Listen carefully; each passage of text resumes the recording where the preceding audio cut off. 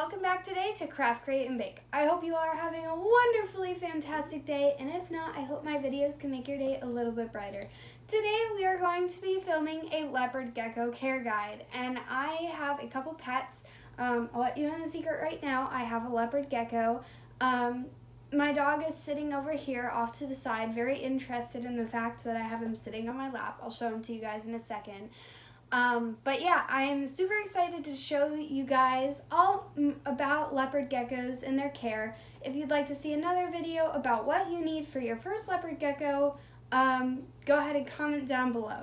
But for this video, just a little bit of a disclaimer. Do not use this as your only source before getting your leopard gecko. Always do so much research, watch tons of videos, look up tons of websites. I've left so many down in the description below for you to look at, just so you can gather your research and know everything you need to know, get all the supplies you need. And again, if you want to see a supplies video, I will be making another video about all the supplies that you need when caring for a leopard gecko. So yeah, without further ado, don't forget to like this video, subscribe down below, and click that notification bell. Also, when it pops up, you can either click all to get notifications when I post every single video. Right now, I'm trying to get caught up on all of the time. For those of you who don't know, lizards have very sharp nails, or geckos do, leopard geckos especially, and he was just climbing all over my bare legs, and it hurt. Anyways, so if you want to get all of my notifications for all of my videos, go ahead and click the all button, and if you want to get some, go ahead and click personalize. Also, share this video with your friends and family, anyone who would find it interesting, and also comment down below any other video ideas you may have. Oh my, sorry, he's about to climb off the bed. There. So yeah, without further ado, let's get right into this video. Alright, so first off, I'd like to start by saying I have notes down here, so if you notice me looking down, it's just me checking my notes. I want to make sure I don't forget to tell y'all anything, because all of this stuff is very important. Also, meet Alastor from Harry Potter, Alastor Moody. Oh, his nails are so long right now. He hasn't been filing them down on his rock thing in his tank for some reason, so yeah. Alright, so first thing I want to talk about, he's climbing down my shirt right now, is where to get your gecko, and I can go more into depth in another video for you guys if you want, but there are basically a couple of main places you can get geckos, and the first place you can get it, that's obviously the most readily available, is a pet store. Although right now I would not recommend getting, oh, there he goes, any new pets, or just because of coronavirus, unless they're shipped to you, which is totally okay. Just make sure it's done by the right person. So you can go to pet stores, which they do not usually care very well for their geckos, so it's a little bit risky. You can go to breeders, which is the most preferred option, but is a very expensive option. Then you can go to rescues, such as Craigslist, or some people actually take in geckos and rescue them and then adopt them out. Or you can go to Facebook groups who can usually help with rehoming geckos, and that's sometimes a good place to check out, especially for local things. So that is where you can get your geckos. Next, we'll talk about size. So babies can be 3 to 4 inches long, hatchlings. And then the adult females run from 7 to 8 inches long, and adult males, like Alastor here, can run from 8 to 10 inches long. For handling, you have to wash your hands before and after handling the gecko, or else you could get salmonella from them, and the oils from your hands can harm them, or any germs you've accidentally picked up. So it's always good to wash your hands before and after. Sorry y'all, his claws are so sharp today and I have no clue why. Alright, so you should wait 2 weeks after getting your gecko to handle them, just to let them settle into their new enclosure, get to feel comfortable around you in your new environment. And then you should also wait until they are 6 inches long. After they are 6 inches long is when they're ready or developed enough to start handling. You should handle your gecko at least once a day for 15 minutes. every day, so they get used to you. They're comfortable being handled and picked up. They don't try to bite like this one does. And yeah, that's very important. So next we're going to talk about housing. 10 gallons is the minimum for an adult gecko, but I would say 20 to 30 gallons is my preference. I have a 35-gallon, I believe, up there for him. I forget if it's 30 or 35.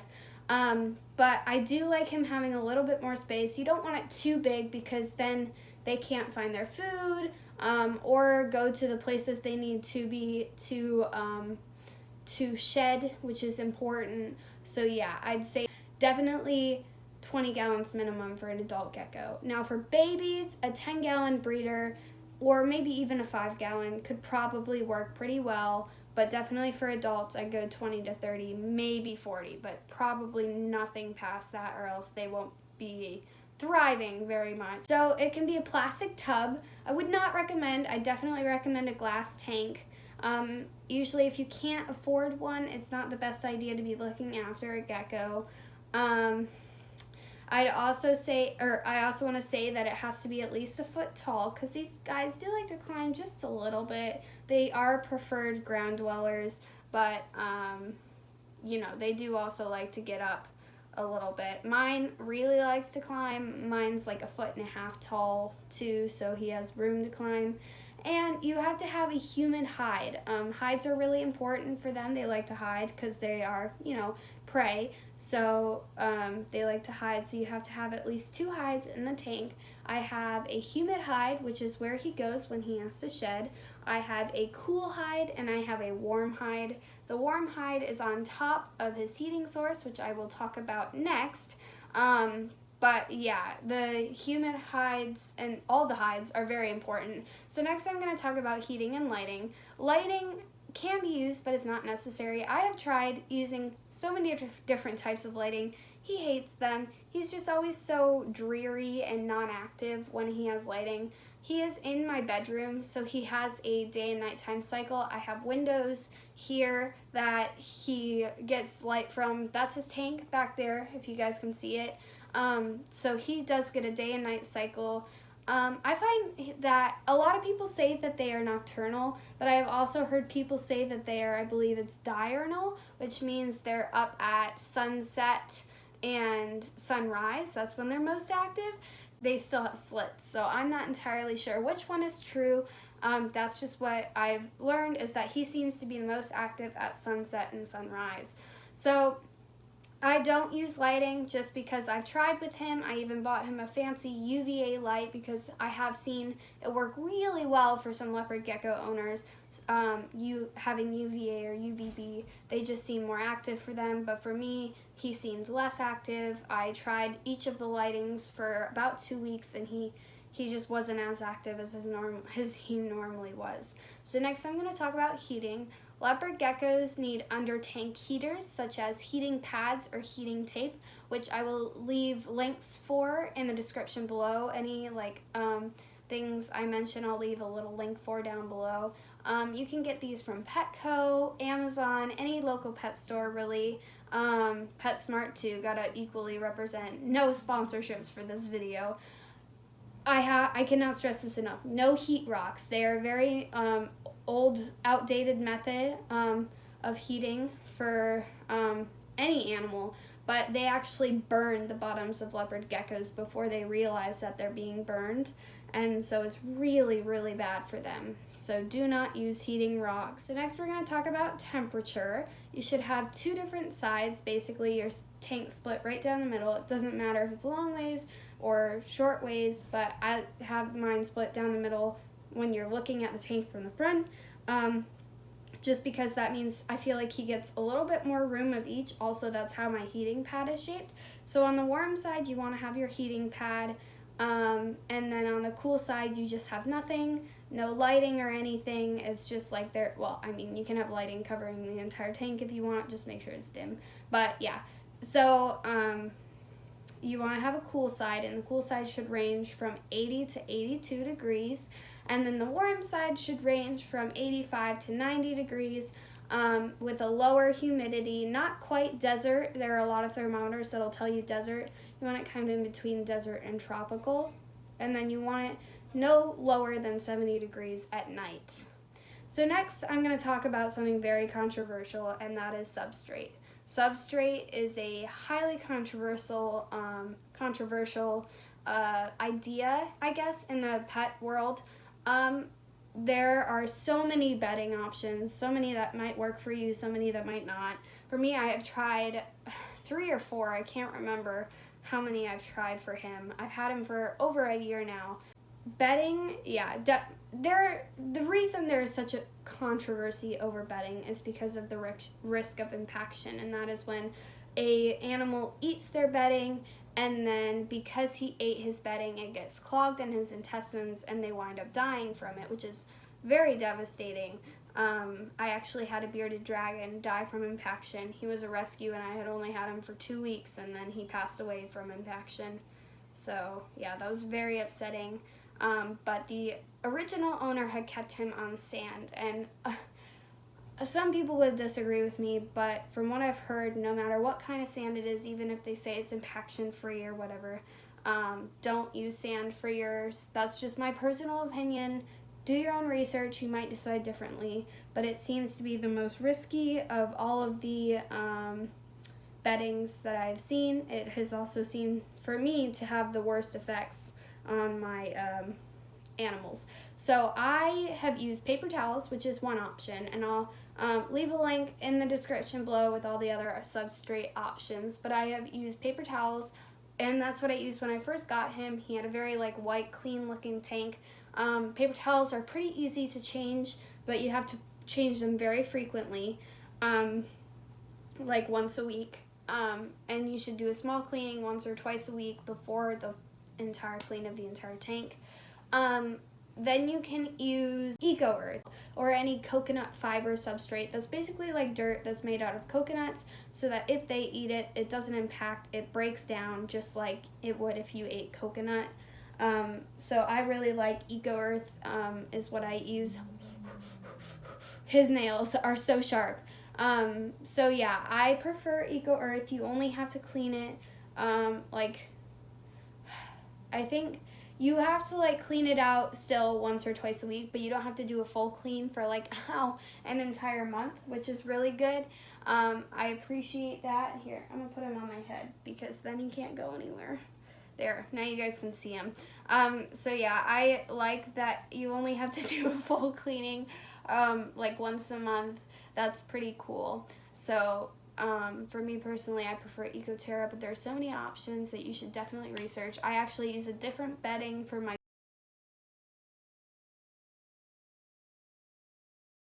video coming out for him soon. Oops, just revealed another bed of mine. Anyways, next we're going to talk about food. Are a little bit different from, I believe, most reptiles and amphibians, because they can only eat live insects. They cannot eat, I guess they're not different from frogs. Anyways, ignore me. They can only eat live insects. They have to see it move. They're not, at least mine's not the best hunter. He's kind of, don't let him hear, but he's kind of dumb sometimes. He will have the food sitting right in front of his face, and he'll just be looking up instead of in front of him where it is. He's not the smartest hunter, but it's okay. We forgive him. He is going down my back. He tries his best, so I usually have to wave it in front of his face to get him to notice with tweezers, because he always thinks my fingers are worms. It doesn't hurt to be bit by them. It's just like a shock, and then you go like this, and then they go wah, and it can break their jaw and all these horrible things. So I just use tweezers. You can feed mealworms, crickets, or dubia roaches. I have only fed mealworms and crickets. I really want to try. Where are you going? Dubia roaches, because I've heard they are the best protein-wise. You see him? You see him trying to leave? Come back. He's not brave enough to jump off the bed. I've seen him try. Okay. I have not fed dubia roaches. I really want to try them, but I'm working on getting them, though. You can also feed waxworms and superworms, but only as treats. These should only be occasional. They should be like, yay, you're great, here's a waxworm. They should only be treats.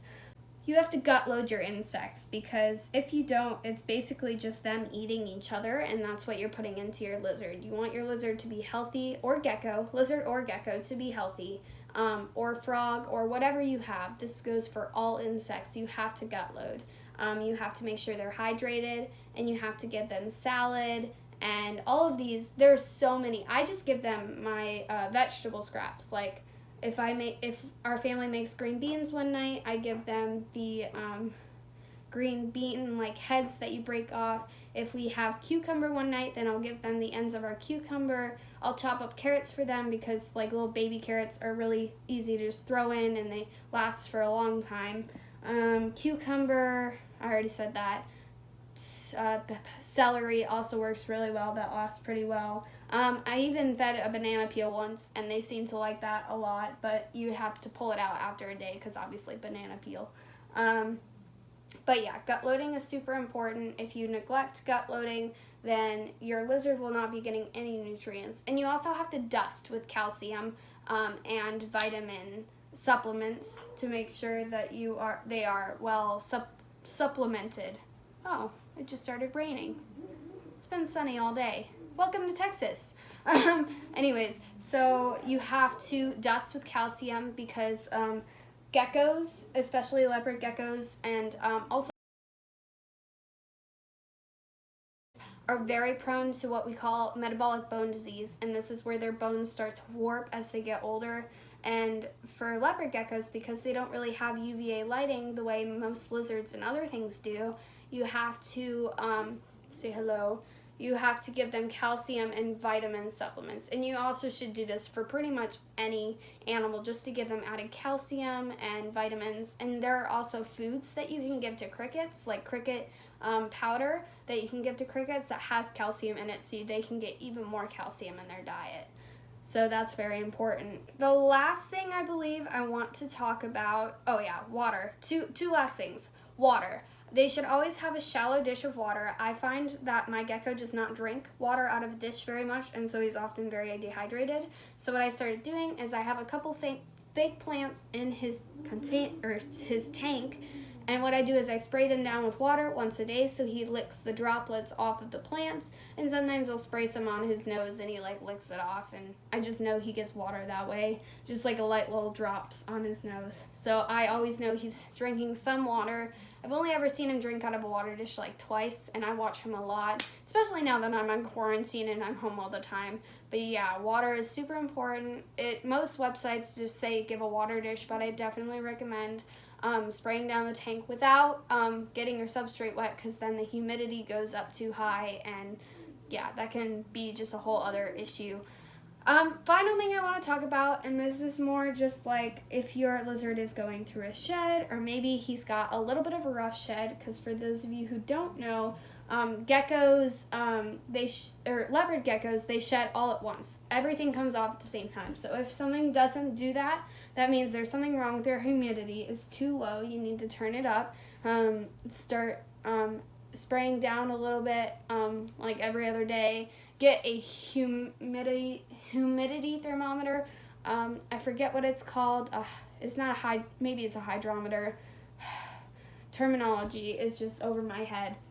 But make sure you have a thermometer and a humidity thermometer, so you can read both of those things to make sure that he doesn't wind up his deck shed. But if he does, you can soak him in a tub of like an inch of warm water, not even, and you just kind of let him soak in there for a couple minutes, pull him out, let them walk around to dry. Don't try to dry them off, and then their stuck shed should come off on its own. I also do this just whenever he's in shed. It seems to help him a little bit. And then you also have to have the humid hide, because you never know when they're going to start shedding, and you never see their shed because they eat it once they're done shedding. So it's very rare to be able to see a gecko shed, unless it's like coming off their little toes or something. But yeah, so very unusual to see their shed because they eat it. So have the humid hide. Back to what I was saying before, have a humid hide so that they can, what you doing, huh? so that they can go in there when it's time to shed. Bad shed is not good. It can actually kill their toes and stuff if anything sticks on their toes or rot their tail. And the final thing I want to talk about, I know I said I wasn't going to, but I just remembered, their tails do detach. They do regrow, but never as voluptuous as this one it'll never be as thick as their original tail, and it'll always be shorter as well. And it's also I've heard, a bloody mess when it comes off. So you just need to try to be really careful. They're genuinely pretty, like, hesitant to lose their tails just because it's such a big part of them. I've noticed that, like, even when he jumps off my hand onto the floor or something startles him, he doesn't drop his tail like, for example, crested geckos do. They just throw their tail, but they never grow it back. You'd think they'd be a little bit more hesitant to let go, but they don't. They just throw their tails at a scary noise or something. I've noticed that leopard geckos are pretty good.